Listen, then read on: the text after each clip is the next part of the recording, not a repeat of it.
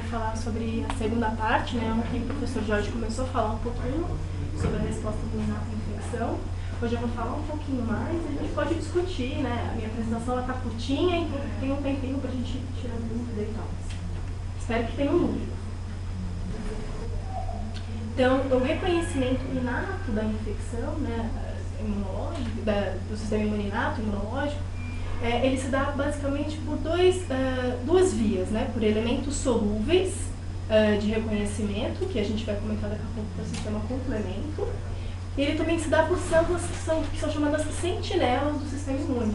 São células que ficam pelo corpo à procura, né, de antígenos, de patógenos. Então a gente vai falar hoje sobre os eosinófilos, os mastócitos e basófilos, sobre as células NK, e macrófagos e neutrófilos também fazem parte dessas células sentinelas, mas elas já foram bem abordadas ontem e anteontem pelo seu papel fagocítico, né? Estão lembradas, são células que fazem fagocitose. Hoje eu não vou falar muito delas, eu vou falar mais dessas daqui. Essas células sentinelas, elas têm basicamente a função de induzir inflamação e iniciar uma resposta imune adaptativa específica. Muito bem, primeiro eu vou falar sobre as proteínas solúveis, a do sistema complemento. Elas são proteínas séricas de superfície celular que interagem entre si e com outras moléculas do sistema imunológico. Essa relação é altamente regulada.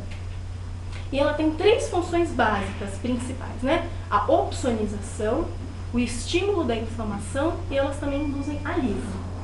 Então eu vou abordar como funciona o complemento. Primeiro, né, todas essas proteínas do complemento, a maioria delas é produzida no fígado por diversos tipos celulares. Elas são distribuídas por todo o corpo e na maior parte do tempo elas estão na forma inativa. E a ativação dessas proteínas, elas envolvem proteólises em cascata. Então, em cascata de reações é que acontece a ação proteolítica do complemento. Essas reações elas acontecem na superfície de bactérias, fungos, protozoários e também células tumorais. Aqui. Então, primeiro é um C maiúsculo aqui, que vai indicar que é uma proteína do sistema complemento. Aí depois vai ter um número, que é a ordem da descoberta do complemento. A ordem da descoberta desse componente do sistema complemento. E a terceira aqui é uma letra que vai estar em minúsculo, porque quando a proteína do complemento é clivada, ela é clivada em duas partes. Um fragmento maior, que a gente vai chamar de B minúsculo, e um fragmento menor, que vai chamar, que é a letra A minúscula. Vai explicar, eu vou explicar já. Apavora os meninos, não. Não estou apavorando, só explicando a nomenclatura. Vamos lá. Então, para começar o complemento, a gente precisa ela pode começar de três maneiras diferentes. O sistema complemento ele pode se iniciar através de três vias e vai culminar em uma via terminal comum. Então, dessas três maneiras, pode terminar nessa última via, que é a via de terminação, que é o evento tardio. Eu vou explicar uma por uma dessas três vias, de maneira bem geral. Assim. Então, a primeira via é chamada de alternativa. A via alternativa ela começa com o fator C3, a porção B, a porção maior dele, ela se adere à superfície do micro-organismo. Depois que o C3b se adere, acontece uma cascata proteolítica, que não vou entrar em detalhes, mas vai culminar na formação de uma C5 convertase. O que é isso?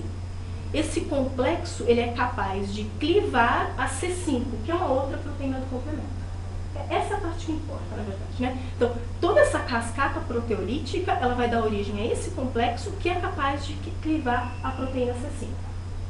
Durante todo esse processo, as porções pequenas, as porções A minúsculo, tá vendo? Tanto C3 quanto C5, elas ficam solúveis e elas vão ter uma outra função que eu vou contar daqui a pouco. Uma outra via, segunda via do complemento, é a via clássica. Ela tem esse nome porque ela foi a primeira a ser descoberta. Mas depois que descobriu-se a clássica, que depois foi se identificar a alternativa, viu-se que filogeneticamente a alternativa era até mais antiga. Mas aí ficou com esse nome mesmo. A clássica ela começa com a ligação do C1, a proteína do complemento, a um anticorpo. Então a via clássica está ligada à imunidade adaptativa, porque ela depende de anticorpo. Então o anticorpo ele se ligou ao antígeno, na superfície microbiana, na célula tumoral.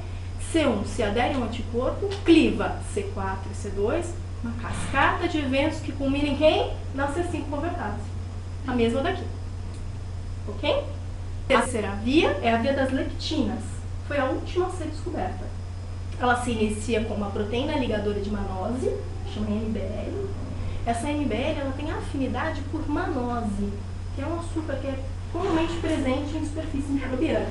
Então a MBL se encontra com essa manose, faz uma cascata muito parecida com a da via clássica, culmina também na C5 convertase, né? Esse complexo de C5 é o que vai ficar aqui na via final, devido ao complemento, a via de ataque à membrana.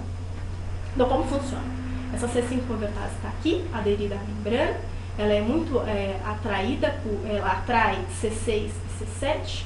C7 é um fator de complemento que tem bastante afinidade, ele é hidrofóbico e ele tem bastante afinidade por C8. Ele vai chamando os amigos, né? Então, o C6, C7 e C8, eles são capazes de clivar C9. Acabou, é o último.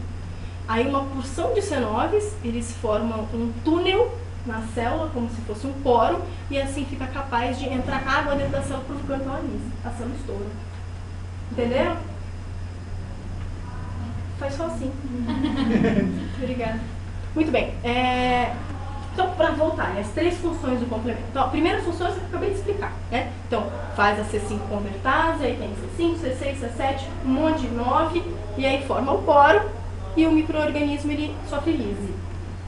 Essa função aqui do complemento, ela em poucos micro-organismos são suscetíveis a essa função. A maior parte dos micro-organismos são mais espertos, e aí eles têm algumas proteínas que antagonizam, que atrapalham, ou que imitam a função do complemento para que não ocorra essa última fase. Então, poucos micro-organismos são suscetíveis a essa lise. Uma outra função do complemento é lembra daquelas proteínas solúveis que eu falei? C3A, C5A e C4A. Elas têm ação de estimular outras células do sistema imune, elas são também chamadas de anafilatoxinas, e essas proteínas elas são capazes de estimular e induzir essas outras células do sistema imune a degradar no microorganismo. Essa é uma outra função muito importante do sistema complemento. A terceira e última função do complemento é a última e a mais importante. A parte mais importante, a função mais importante do sistema complemento é a opsonização. Vocês sabem o que é opsonização? Tá. Opsonizar, a origem da palavra opsonizar quer dizer temperar. Então, o C3b, que é aquele que gruda em micro-organismos, a gente chama de opsonização porque ele facilita a fagocitose. Então, um micro-organismo que está com um monte de C3b aderido em sua membrana, ele fica mais atrativo para as células fagocitarem. Entendeu? Então, temperar vem de facilitar a fagocitose. Então, essa função aqui de facilitar a fagocitose é a função mais importante do sistema complemento.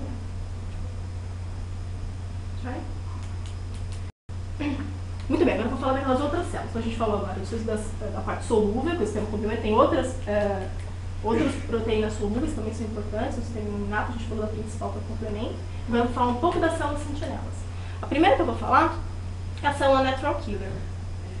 Essa célula a gente já falou, acho que ontem e anteontem um pouquinho dela, eu faço um pouquinho mais. Elas correspondem a 20% das células mononucleares do sangue.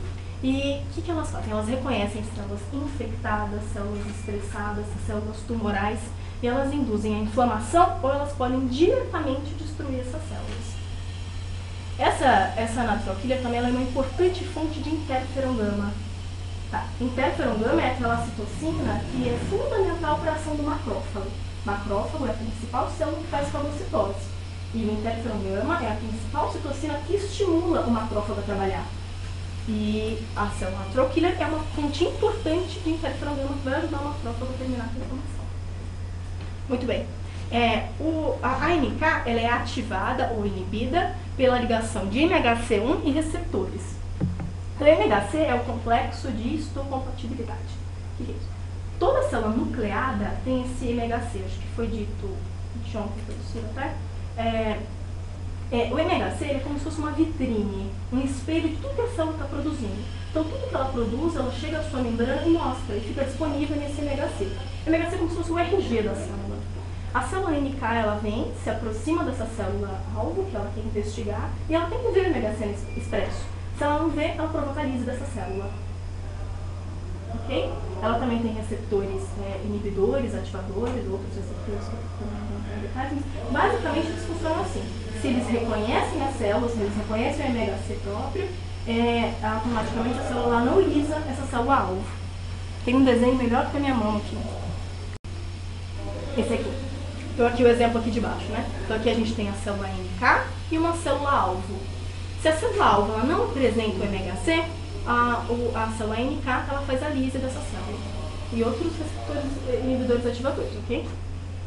E aqui no caso, aqui há o MHC, a célula NK ela interage com a célula normal e o MHC ele inibe a ação da NK, então não há a lise da célula. Em que casos que a célula normal ela não vai expressar MHC? Alguém tem alguma ideia? Uma ideia de cada vez. Pode ser. Então, quando a célula também ela está, por exemplo, numa ação, se a célula está tumoral, por exemplo, doente, despirocada, ela não vai mostrar MHC. Ela não vai revelar isso. Mesmo não intencional, né? A célula séria, simplesmente não vai mostrar MHC. Uma célula doente também, por exemplo, ela está infectada.